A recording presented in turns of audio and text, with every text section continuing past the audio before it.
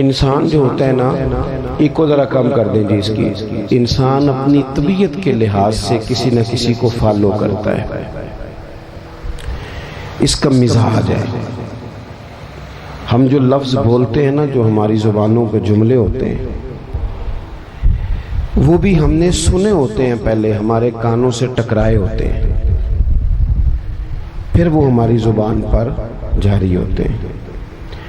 آپ دیکھ لیں کہ جو لوگ پنجاب میں رہنے والے ہیں، انہیں پنجابی سیکھنی نہیں پڑتی، ماں باپ بولتے ہیں، بہن بھائی بولتے ہیں، گلی محلہ بولتا ہے تو پنجابی آ گئی۔ سندھ میں رہنے والوں کو سندھی باقاعدہ سیکھنے کی ضرورت نہیں پڑتی۔ انسان کا جو ماحول ہوتا ہے وہ اس پر پورا اثر انداز ہوتا ہے، انسان اسی کو فالو کرتا ہے۔ بہت سارے لوگوں کے کھانے پر تنقید کرتے ہیں، یہاں سے وہ سفر کر کے 100-200 کلومیٹر کسی اور شہر میں چلے گئے تو ان کا یہ خیال ہوتا ہے کہ انہوں نے مرچ زیادہ ڈال دی، حالانکہ وہ لوگ جب یہاں آئیں گے تو وہ کہیں گے انہوں نے تو مرچ نہیں پوری کی۔ دونوں ٹھیک کہہ رہے ہیں، اصل مسئلہ اس کو اس طرف کر دیں جی، پنکھے کو اس طرف اس کا منہ کر، جزاک اللہ۔ وہ دونوں ٹھیک کہہ رہے ہوتے ہیں، صرف اتنا مسئلہ ہوتا ہے کہ ایک علاقے میں، قبیلے میں مرچ ذرا زیادہ کھانے کا رواج ہوتا ہے، شروع سے ان کا یہ ذائقہ ہوتا ہے، اور ایک علاقے میں ذرا رواج کم ہوتا ہے۔ آپ ملکوں میں سفر کریں تو بہت سارے لوگوں کو آپ دیکھیں گے، کہیں گے یہ کیا کھا رہا ہے، یہ کیا پی رہا ہے، یہ اس نے کیا پہنا ہوا ہے۔ ہمارے ہاں اس کا رنگ گورا ہو اسے خوبصورت کہتے ہیں، اور افریقہ میں جتنا زیادہ کالا ہو اتنا زیادہ سونا کہتے ہیں اسے، ان کی نظر میں وہ خوبصورتی ہے۔ تو انسان ہمیشہ اپنے ارد گرد کے ماحول سے سیکھتا ہے۔ ہم نے بھی تیزی سے سیکھا ہے۔ یہ موبائل، یہ ویڈیو، یہ فوٹو، سنجیدہ لوگ اس سے بچتے تھے، پرانے بزرگ بہت احتیاط کا حکم دیتے تھے۔ اب آپ دیکھ لیں کون سا بندہ رہے گا جسے واٹس ایپ نہیں کرنا آتا، یعنی لوگ، اچھے بھلے لوگ ایک دوسرے سے پوچھ رہے ہوتے ہیں آپ کا سٹیٹس کون سی جگہ پہ ہوتا ہے۔ یہ دوڑ ہے، سیکھتے ہیں ہم اپنے ماحول سے، چونکہ ہم نے کسی نہ کسی کے پیچھے لگنا ہی تھا۔ بندہ بغیر پیروی کے گزارا کر نہیں سکتا، اس نے پیروی کرنی تھی تو رب نے آسانی کر دی، فرمایا ادھر ادھر نہ جانا، لقد کان لکم فی رسول اللہ اسوۃ حسنہ، فرمایا ادھر ادھر کیوں بھاگتے ہو، میرے نبی کی پیروی کرو، تمہارے لیے بہترین نمونہ ہے، تمہارے لیے بہترین نمونہ ہے۔ جب ہم کسی کی پیروی کرتے ہیں نا، عام کسی شخص کے پیچھے چلتے ہیں تو کبھی کبھی طبیعت تھک بھی جاتی ہے، کبھی کبھی اس شخص کے بارے میں ذہنوں میں سوال بھی ابھرتے ہیں، حاشیہ خیال پر کبھی کبھی وسوسے بھی جنم لیتے ہیں۔ جب ہم کسی عام آدمی کے پیچھے چلتے ہیں تو کئی دفعہ بہت سارے چیزوں کی وضاحت چاہتے ہیں، یہ آپ نے کیا تو حکمت بتائیے۔ میرے رسول پاک علیہ السلام کی وہ ذات گرامی ہے کہ جو محبوب کے پیچھے چلتا گیا ہے، چلتا ہی گیا ہے، دن گزرتے گئے ہیں تو محبتوں میں اضافہ ہوتا گیا ہے، پیار بڑھتا گیا۔ جو زیادہ قریب رہنے والے تھے نا، ہمارے ہاں زیادہ قریب رہنے والے کئی دفعہ زیادہ مؤدب نہیں ہوتے، لیکن سب سے زیادہ قریب حضرت صدیق اکبر رہتے تھے، اور سب سے بڑھ کر ادب بھی وہی کرتے تھے رضی اللہ تعالی عنہ۔ پھر یہ ہوتا ہے کہ جب آپ کسی عام آدمی کی پیروی کرتے ہیں، میں نے گزارش کی تھی مائک والے دوست سے کہ کو کم کر دیں اگر آسانی ہو تو، جب ہم کسی عام آدمی کی پیروی کرتے ہیں تو کبھی کبھی ہمیں افسوس بھی کرنا پڑتا ہے۔ بہت سارے لوگوں نے بہت سارے لوگوں کے ساتھ اپنا تعلق بنایا، لیکن کچھ عرصے کے بعد انہیں محسوس ہوا کہ اوہو فلانی جگہ پہ تو معاملہ اور تھا۔ خیر ہمارے ملک میں یہ کوئی پریشانی نہیں، یہاں خیر ہے، یہاں لوگ پہلے 5 سال ڈھٹائی سے ٹی وی پہ بیٹھ کے ایک سیاسی جماعت کا دفاع کرتے ہیں، اگلے 5 سال دوسری کا شروع کر دیتے ہیں، اور ڈھٹائی کے ساتھ، دلیری کے ساتھ۔ آپ ان سے کہیں کہ آپ پہلے تو وہاں تھے، تو کہتے ہیں اس وقت بھی میں ٹھیک ہی تھا، آج بھی میں ٹھیک ہوں۔ ایسا ظلم ہے۔ اور عوام بیچاری، زیادتی بیسیکلی ان لوگوں کی ہوتی ہے جو جذباتی ووٹر سپورٹر ہو جاتے ہیں۔ آپ کو پتہ ہے اس وقت قوم کی حالت کیا ہے؟ اس وقت غریب آدمی جو ہے نا بیچارہ، اس کے لیے 2 وقت کی روٹی اور ضروریات زندگی مشکل کر دی گئی ہیں، اور ہر بندہ دکھ سنا نہیں سکتا۔ کچھ لوگوں کی طبیعت ایسی نہیں ہوتی کہ وہ روئیں۔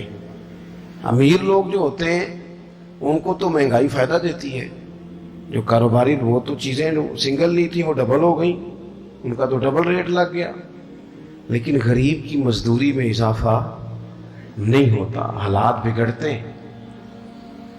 لیکن ہمارا حال یہ ہے کہ ہماری کاریں اللہ نے دی تھی اپنے فضل سے، لیکن وہ کار، وہ کوٹھی، وہ بنگلہ، وہ ڈیرا، وہ کار کبھی کسی غریب کو ہسپتال لے جانے کے کام تو نہیں آتی، لیکن کوئی سیاسی جلسہ ہو تو پھر وہ نکل آتی ہے باہر، پھر اس بازاروں پہ جھنڈا لگ جاتا ہے۔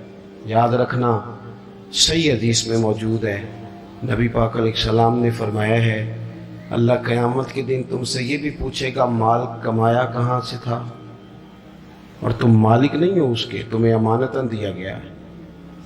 تم مالک ہوتے پھر تمہیں حساب دینا پڑتا، تم مالک نہیں، امانت ہے، اللہ کی نعمتیں تمہارے پاس۔ ثم لا تسألن یومئذ عن النعیم، ایک ایک نعمت کے بارے میں تم سے پوچھا جائے گا۔ تو حضور فرمانے لگے یہ بھی پوچھا جائے گا کمایا کہاں سے تھا، اور یہ بھی پوچھا جائے گا کہ لگایا کہاں تھا، تم نے حساب دینا ہے۔ یہ جو میں نے فلانے چودھری کے سپورٹر بن کے فلاں کر کے دفتر بنا کے مال لگایا، تو اللہ نے پوچھنا ہے کہ غریب تو ترستے رہے، ایک ایک سرکاری بیڈ پہ 3 لوگ لیٹے رہے، یہاں تو رات کو مائیں اپنے بچوں کو کہانیاں سناتی رہیں کہ بیٹا 6 کو مہینے مشکل ہے تمہارے باپ کے۔ یہاں تو بڑی عید والے دن بھی اس کو گوشت ملا جو اپنی عزت کی پرواہ نہ کی اور شاپر لے کے مانگنے چلا گیا، اور اسے چودھری صاحب نے کہا لائن بنا لو، لائن۔ تو بتا رب نے جب تجھے دیا تھا لائن میں لگا کے دیا تھا؟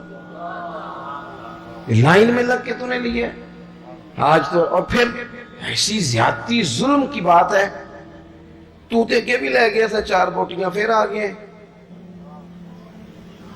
تو کہہ رہا ہے جو خدا، جسے خدا نے اپنے فضل سے دیا ہے، خدا نے ان کو عطا کر دی خواجگی کہ جنہیں خبر نہیں تھی کہ ربش بندہ پروری کیا ہے۔ اور حضرت وارث شاہ نے کہا تھا وارث شاہ مان کری نہ وارثاں دا، رب بے وارثہ کر کے مار دئی، ڈر اس کی بے نیازی سے، اور بے پرواہی بے ایک سجن دی جتھے کسے دی پیش نہ جاوے، انہیں تاجاں والے در در رولے تے منگتیاں تخت بٹھاوے، اوے سجنا کسے نو کارا مل دئی، کوئی کعبے و خالی آوے۔ تو یہ اگر اللہ کبھی عطا کرے تو پھر اس پر اتنا زیادہ تکبر، اللہ تعالیٰ معافی کی توفیق عطا کرے۔ تو بات جو عرض کرنے جا رہا تھا وہ یہ ہے کہ ہمارے ہاں کچھ لوگوں کے پیچھے چلتے ہیں، پھر انہیں اندازہ ہوتا ہے کہ اوہو یہ جس کو میں سیاسی لیڈر مانتا رہی ہے تو بندہ ٹھیک نہیں تھا۔ لیکن کائنات میں ایک ہستی، صرف ایک ہستی ہے میرے رسول پاک کی، غیر مشروط اطاعت کرو اور مبالغے کے ساتھ چاہو، اور جس اینگل سے ٹٹولنا چاہو ٹٹول لو، تیری صورت تیری سیرت زمانے سے نرالی ہے، اور تیری ہر ایک ادا پیارے ادائے بے مثالی ہے۔ آپ کو لوٹنا نہیں پڑے گا، آپ جتنا جتنا حضور کو پڑھتے جائیں گے نا، جتنا ہمارا مسئلہ یہ ہے کہ ہم ہیں سارے جذباتی مزاج کے لوگ، جذباتی، یعنی وہ ہمارے ہاں رواج بن گیا۔ نقیب صاحب آتے ہیں نا جب وہ سٹیج پہ، تو وہ پھر بیچارہ 2 دفعہ بھاگ کے ادھر جاتا ہے، 3 دفعہ ادھر جاتا ہے، پھر وہ کہتا ہے تیار ہو جاؤ میں جملہ دینے لگا ہوں۔ تو جملہ دینے لگا کہ ایٹم بم چلانے لگا ہے؟ دے جو دینا تو نے جملہ، کیا تیرے جملے میں کیا چھپا ہوا ہے؟ سیدھی اللہ رسول کی بات کر۔ اور پھر جملہ دینے سے بہتر تھا تو ہمیں قرآن پاک کی کوئی آیت دیتا، تو حضور کا کوئی فرمان دیتا، یہ کیا بھاگ دوڑ مچائی ہوئی ہے بلا وجہ کی. اور جناب وہ نعت خاں صاحب ہیں تو وہ بھی کہتے ہیں کہ جب تک سارے نہ سبحان اللہ کہیں اور جب تک پچھلے بھی نہ زور لگائیں اور جب تک شمال جنوب والے نہ بول پڑے مجھے ذائقہ نہیں آتا. بھئی تو نے تو 40,000 لیا, یہ تو مفت آئے ہیں سارے, تو زور لگا جس نے مال لیا ہے, اللہ تعالیٰ سمجھ عطا کرے. تو ہمارے ہاں یہ ہے جذباتی چیزیں. کاش ہمارا مزاج ہوتا کہ ہم ہر آنے والے سے کہتے ایک باب حضور کی سیرت کا بیان کرو, کوئی ایک پہلو پر ہمیں بتاؤ پورے میلاد شریف کے مہینے میں کہ ہمارے محبوب کا طریقہ کیا ہے. ہماری طبیعت ہوتی کہ ہر جمعے میں اگر ہم شوق پیدا کر لیں نا جمعے میں وقت پہ جائیں, تو میری طرح کا نکما مولوی بھی ہو تو وہ تیاری کرنے لگ جائے گا, لیکن ہم جاتے ہی نہیں. ہم تو آخری 10 منٹ میں جائیں گے تو وہ بھی 10 منٹ کی تیاری کرے گا, پہلے دیواروں کو سنانا ہے اس نے. جب تک ہم حضور کی مکمل سیرت کو نہیں پڑھتے, سیرت عالیہ کا پورا مطالعہ نہیں کرتے, جئیں گے تو صحیح پر جینے میں مزہ نہیں آئے گا. جن لوگوں نے مکمل پڑھ لیا تھا نا, محبوب کو دیکھ لیا تھا, سمجھ لی تھی چیزیں, اپنی فہم میں اتار لی تھی, ان کو پھر لطف آیا, جینے کا بھی مزہ آیا اور دنیا سے جانے کا بھی مزہ آیا. وہ لوگ جب دنیا سے جاتے تھے نا, صحابہ اور اہل بیت, تو وہ رو رو کے نہیں جاتے تھے. ان کے مزاجوں میں, لفظوں میں, جملوں میں کوئی مایوسی نہیں نظر آتی تھی. وہ یہ نہیں کہتے تھے میرے بچوں کا خیال کرنا, وہ یہ نہیں کہتے تھے اوہ فلانے کی چیز کا دھیان رکھنا, ان کو یہ نہیں کہنا پڑتا تھا فلانی جگہ بڑی مشکل ہے وہ حل کر دینا, بلکہ وہ تو بچے چھوٹے چھوٹے ہیں, گھروں میں بیٹھے ہیں, بیویاں بیوہ ہو رہی ہیں, لیکن وہ جب میدانوں میں تیر کھاتے تھے تو کہتے تھے رب کعبہ کی قسم آج تو اللہ نے کامیابی عطا کر دی. وہ تو کہتے تھے کامیاب ہو کے جا رہے ہیں, کامیاب.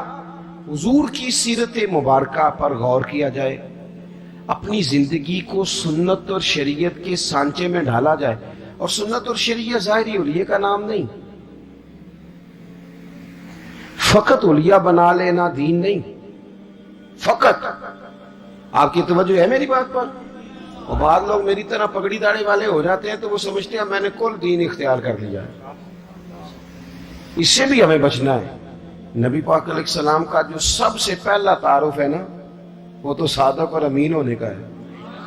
تو دیکھا تو یہ جائے گا تو سچ کتنا بولتا ہے. تیری سنت اور شریعت اور حضور کے دین پر چلنے کا آغاز تو یہاں سے ہوگا کہ تو دیانتدار کتنا ہے. تیرے ساتھ اگر کوئی مالی لین دین کرتا ہے تو تیرے اندر صفائی کتنی ہے. بات یہاں سے. میرے پیر بھائی آئے ہوئے تھے تھوڑے دن پہلے کافی سارے, تو میں ان کو کہہ رہا تھا کہ یاد رکھنا, اگر تمہارا لوگوں سے لین دین ٹھیک ہوگا نا, بیوی کو ڈانٹو گے نہیں, گالی نہیں دو گے, تو خود بخود سمجھ آ جائے گی کہ پیر صاحب تربیت ٹھیک کر رہے ہیں. اور اگر میری کرامت ہی سناؤ گے نا گھر جا کے, اور کوئی پابندی نہیں, کوئی اخلاق کا پتہ نہیں, تو پھر وہ صاف صاف کہے گی اے دسیا تینوں تیرے پیرا نے. یہ سبق دیتے ہیں استاد جی. پھر نیری کرامتیں سنانے سے تھوڑے کوئی مطمئن ہوتا ہے. عزیز, صرف ظاہری حلیہ نہیں, سب سے زیادہ ضروری ہے زبان کی سچائی, مال میں صداقت, صفائی. آپ لین دین کے پورے. ہمارے یہاں لوگ کہتے ہیں فلانے چودھری صاحب نے بیٹی کو حصہ نہیں دیا, تو میں کہتا ہوں جس کی 5 مربع زمین ہے اس کی بیٹی کا بھی حصہ بنتا ہے, اور جس کا 5 مرلے کا گھر ہے نا, پوچھ لینا مفتی صاحب سے, حصہ تو اس کا بھی بنتا تھا, تو اس نے کیوں نہیں دیا؟ صرف یہ آپ نے بڑے آدمی پر ہی الزام دینا تھا, گفتگو ہی کرنی تھی.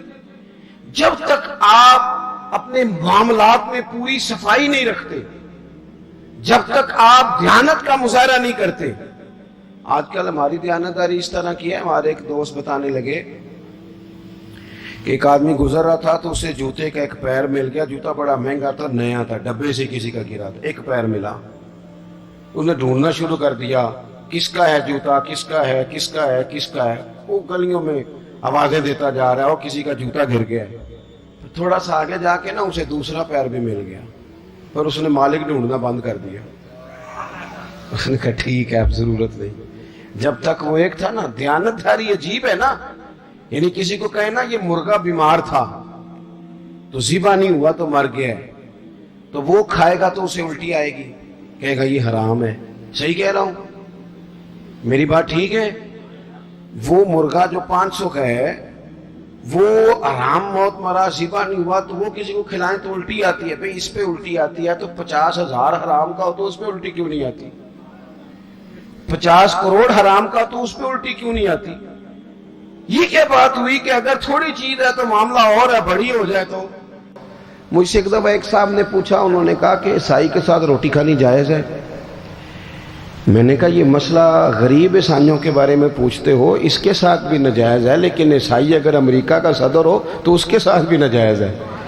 اگر آپ نے اس لیے کہ وہ مشرک ہے، ناپاک ہے، نجس ہے، اس سے آپ نے پرہیز کرنی ہے تو پھر اس وقت بھی مسئلے پوچھا کرو جب وزیر اعظم ہے، اس میں دعوت ہوتی ہے اور کئی مشیر مولوی بھی بیٹھے ہوتے ہیں بیچ میں، کئی منسٹر مولوی. اس وقت کبھی نہیں کسی نے مسئلہ پوچھا. کیا دین کا فتویٰ اس لیے ہے کہ غریب ہو تو فتویٰ اور ہے، امیر ہو تو مسئلہ اور ہے؟ تو اسوہ نور نبی پاک صلی اللہ علیہ وسلم کا یہ ہے، حضور کا اسوہ حسنہ یہ ہے کہ معاملات میں صفائی ہو، صداقت ہو، دیانت. آپ دیکھیں حضور کی سیرت کا حسن یہ ہے کہ ہجرت کی رات عرب کے لوگوں نے یہ طے کیا تھا کہ معاذ اللہ حضور کو شہید کرنا ہے، اور بڑے تیز تھے. عقل اللہ سب کو دیتا ہے، لیکن بعض لوگ اپنی عقل سے منفی کام لیتے ہیں اور بعض مثبت لے لیتے ہیں. انہوں نے حضور کے کاشانہ نور کا گھیرا کیا تو عقل اس طرح لڑائی، کہنے لگے کہ ہر قبیلے کا ایک بندہ لیں، اس کو تلوار دیں. ہر قبیلے کا، سارے قبیلے مل کے جب حملہ کریں گے تو معاذ اللہ اگر حضور کو شہید کرنے میں کامیاب ہو جاتے ہیں تو پھر کسی ایک قبیلے پر الزام نہیں آئے گا. میری بات کی سمجھ آ رہی ہے آپ کو؟ اور اگر بنو ہاشم بدلہ بھی لینا چاہیں گے تو پھر وہ ایک قبیلے سے ٹکر لیں گے، دو سے لیں گے، سب سے کیسے لیں گے؟ اس طریقے کے ساتھ انہوں نے حضور کے کاشانہ نور کا گھر کا محاصرہ کیا. اب یہ جو محاصرہ کرنے والے تھے نا، یہ تو شہید کرنے آئے تھے. اللہ کرے آپ زیادہ توجہ کریں میری بات پر. ایک دعا میں نے کرنی ہے، آپ نے آمین کہنا ہے. اللہ کرے یہ موبائل کی کال ذرا مہنگی ہو جائے. ہر شے مہنگی ہے، یہ سستی کر دی ہے.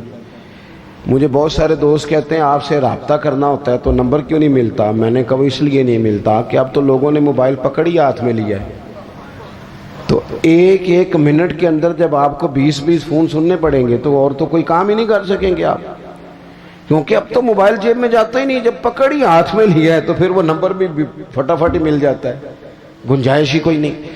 اس لیے تھوڑا سا یہ اس کو دماغ پہ نہ سوار کریں، تھوڑا سا پیچھے کریں. کوئی چیزیں روحانی زندگی میں دخل اندازی دینے لگ جاتی ہیں. اگر یہ ذہن پہ سوار ہو گیا، یہ مزے سے نماز نہیں پڑھنے دے گا، یہ مزے سے تلاوت نہیں کرنے دے گا، یہ سوار رہے گا. فوراً میں نے دیکھا ہے سلام پھیر کے بندے جیب سے نکال لیتے ہیں، تو اس میں مشکل ہو جائے گی. بہرحال بات ختم کرنی ہے، 1-2 منٹ میں سمیٹنے لگا ہوں، آپ توجہ فرمائیں. سب لوگوں نے محاصرہ کیا ہوا. خاص قابل غور نقطہ ہے کہ سب محاصرے میں حضور کو شہید کرنا چاہتے ہیں. نبی پاک کیا فرما رہے ہیں؟ حضور فرما رہے ہیں علی یہ امانتیں لے لو، لوگوں کی امانتیں، صبح واپس کر کے نا امانتیں تو مدینے آ جانا. یہ جن امانتوں کا نبی پاک بندوبست کر رہے تھے نا، محققین نے لکھا ہے ان میں سے ڈھیر ساری امانتیں ان لوگوں کی بھی تھیں جو باہر تلوار لے کے کھڑے تھے، ان کی بھی امانتیں حضور کے گھر میں. مجھے بتاؤ کسی بندے کوئی لوگ عمرے پہ جانے لگے تو لوگ کہتے ہیں پہلے میرے پیسے دے. کرائے کا مکان والا بندہ جانے لگے تو لوگ کہتے ہیں بھائیا پہلا پیسے دے، تیرے سے پیسے لینے ہیں، تو کیسے جائے گا محلہ چھوڑ کے؟ تو جس شخص کو معاذ اللہ آپ قتل کرنے پہنچ گئے ہیں، جس شخصیت کو شہید کرنے کا ارادہ کر لیا، پیسے گھر میں پڑے. مانا کیا ہے کہ ان کو بھی پتا تھا کہ یہ شہید کر بھی دیے گئے، اگر کسی وجہ سے ہم کامیاب بھی ہو گئے تو ہمارا پیسہ ضائع نہیں ہوگا. اور حضور کو بھی دیکھیں آپ، یہ حضور نے ہمیں سوچے دیے ہیں. اسوہ حسنہ میں نے کہا صرف ظاہری حلیے کا نام نہیں، سوچیں دیے حضور نے ہمیں. کہ نبی پاک صلی اللہ علیہ وسلم دیکھیں نا کتنا آسان ہے یہ ہمارے یہاں لفظ کہنا کہ مشکل آ گئی تھی لوگوں نے رہنے نہیں دیا چلے گئے، لیکن کریم نے اس ایمرجنسی کے عالم میں بھی جب پورا مکہ تلواریں لے کے سڑکوں پہ آ گیا ہے، وہاں بھی اگر حضور نے فکر کی ہے تو لوگوں کی امانتوں کی فکر کی ہے۔ اور قربان جائیں مولا علی سے بھی جب کسی نے پوچھا کبھی مزے سے بھی سوئے، کہ ہجرت کی رات ہی مزے سے سویا تھا، تو کہا جناب وہ تو خطرہ تھا، اگر وہ پردہ نہ اٹھاتے اور آپ پر اسی طرح حملہ کر دیتے تو حضرت علی کہنے لگے ایسے ہی کر دیتے، ساڈے نبی دی زبان ساڈے واسطے قرآن۔ حضور نے فرمایا تھا علی سو جا، سویرے امانتیں دے کے مدینے آ جانا۔ جب حضور نے کہا تھا سو بھی جا تو مجھے سمجھ آ گئی سوؤں گا بھی، جب کریم نے کہا سویرے اٹھنا ہے تو سمجھ آ گئی سویرے اٹھنا بھی ہے، جب کہا امانتیں دے دینا تو سمجھ آ گئی امانتیں دینی بھی ہیں، اور جب کہا تھا مدینے آ جانا تو سمجھ آ گئی جناب اسرائیل اتنی دیر نہیں آ سکتے جتنی دیر حضور کا مدینہ نہ آئے۔ جنوں ویکھ کے ٹھردیاں اکھیاں نے تو جنوں ویکھ کے ٹھردا سینہ ہے، ربا تیری ساری خدائی چیکی تے شہر مدینہ ہے، اور رب بھی جانے سونے محبوبہ تیرے شہر دیاں بھی کی لذتاں نے۔ ایک رون جنہاں نے ویکھیا نہیں تے ایک رون دوبارہ جاون لئی، ایک رون جنہاں نے ویکھیا نہیں، ایک رون جنہاں نے ایک رون دوبارہ جاون لئی۔ تو عزیز حضور نے وہاں بھی امانتوں کا خیال کیا، مزاج نہیں۔ آپ یقین کریں جھوٹ اور بددیانتی تو کھا گئی لوگوں کو۔ بیوی کہہ رہی ہوتی ہے کہ چل تھوڑے پیسے دے دیا کر، سچ تو بولا کرنا، لاہور جاتا ہے تو لاہور کا ہی بتا کے جایا کر۔ ماں کہتی ہے پتر تھوڑے وعدے کر پر سچے کر۔ کیا کیا ان حکمرانوں نے؟ اب تو میں تو کئی دفعہ کہتا ہوں ان سے تو کوئی امید ہی نہیں۔ اب پچھلی حکومت کہہ رہی تھی اس سے پچھلی نے مہنگائی کی ہے، تو یہ کیا کہہ رہی ہے؟ تو کی کس نے ہے؟ اور حال یہ ہے کہ کچھ لوگ اس حکومت میں بھی تھے اس میں بھی ہیں۔ ایک دفعہ ایک دانشور کہتے ہیں میں نے ایک آدمی سے پوچھا تو ہر سیاسی پارٹی میں مل جاتا ہے، تیری پارٹی ہے کون سی؟ کہنے لگا تینوں اجے بھی نہیں سمجھ آئی، میری وہ پارٹی ہے جس کی حکومت ہوتی ہے، اور جس کی بھی ہو وہ ہماری ہوئی ہے۔ آپ لوگوں کو سمجھنا ہے، مجھے سمجھنا ہے، نمبر پلیٹیں بدلنے سے انقلاب نہیں آتا، انجن بدلنے سے آتا ہے۔ تو میں بات اسی پر ختم کرتا ہوں کہ اپنی زندگی میں اسوہ حسنہ کو اپنائیں، یہی ہمارا اصل ہے، اسی میں ہماری نجات ہے۔ اللہ تبارک و تعالی ہمیں اس کی توفیق عطا فرمائے۔ جی لائیں جی اس کو، بچے کو لائیں جی، اس کی دستار کریں، اور پھر سلام ہوگا اور مفتی صاحب دعا فرمائیں گے۔